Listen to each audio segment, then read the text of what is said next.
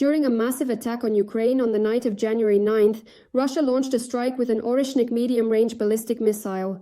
Around midnight, a series of loud explosions was heard in Lviv. This was reported by the city's mayor, Andriy Sadovyi. Footage of the attack on Lviv appeared online. Initially, the Western Air Command of the Ukrainian Air Force stated that the aerial target was moving at a speed of about 13,000 kilometers per hour along a ballistic trajectory. It is noted that the missile strike targeted infrastructure facilities in the Lviv region. The next morning, the Russian Ministry of Defense stated that Russian forces had carried out a massive strike with Oreshnik on critical facilities in Ukraine in response to an alleged attack on Putin's residence. In addition to Lviv, Russia also attacked Kiev with drones. As a result of the strikes in the capital, 20 residential buildings were damaged and 4 people were killed, including an ambulance worker. Ukrainian President Volodymyr Zelensky made a statement about the Russian attack and confirmed the use of Oreshnik. In total, there were 242 drones that night.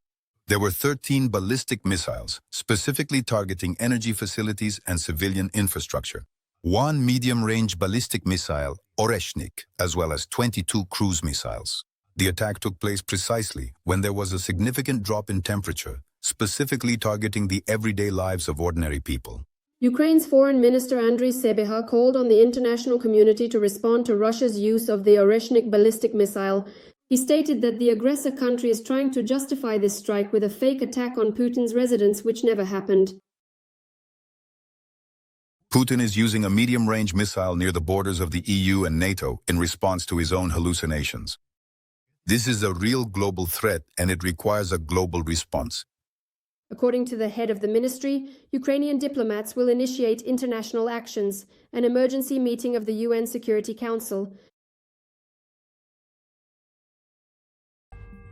The Russian army has been given a new deadline to capture Pokrovsk, Mirnograd, and Guliai-Pol.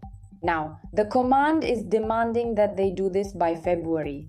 More details in our video. You are on the Glavred channel. I'm your host, Diana. Subscribe to the channel and give us a like. Military analyst, veteran of the Russian-Ukrainian war, and reserve major of the Ukrainian Armed Forces, Oleksiy Hetman, said this on the air of NV Radio. The expert noted that the current winter weather will affect the situation on the front line. But it's not just about the weather. It's extremely difficult to undertake any active operations in the frost. We are already seeing an increase in the number of combat clashes, now more than 200 per day. This is because the Russians have received an order from their president that by February they must capture. There is a plan to seize Pokrovsk, seize Mirnograd, and seize Guliai-Pol, Hetman noted. It is obvious that the mid and lower level commanders of the Russian forces will throw all available resources into battle to meet this deadline. At the same time, he added that it is difficult to predict whether the Russians will be able to advance on the front, but the number of combat engagements will increase, and this will place additional strain on our armed forces who are conducting defensive operations, Hetman noted. He also pointed out that information coming from the Pokrovsk direction indicates that the number of enemy troops attacking has significantly decreased. An attack can be carried out by a group of 3 Russians and sometimes by 10. In turn, military expert and former employee of the Security Service of Ukraine, Ivan Shtupak, said that the Russian army is advancing in the Dnipropetrovsk region, but so far they have only managed to capture individual villages. However, this year, Ukrainians may unfortunately face extremely unpleasant developments specifically in this region. This could become an extremely unpleasant development for us. After all, Pavlohrad is a city that holds great significance for Ukraine. There was a defense industry operating there and at one time a missile program as well. That is why I believe that the task of capturing Pavlohrad is precisely what the Russian troops are aiming for, emphasized expert Stupak.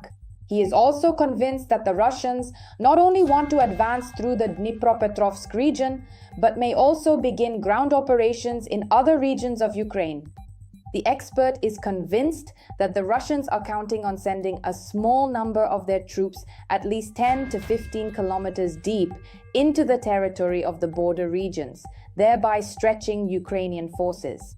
Recently, there was also information that the settlement of Andriivka in the Sumy region was allegedly reoccupied by the Russian army.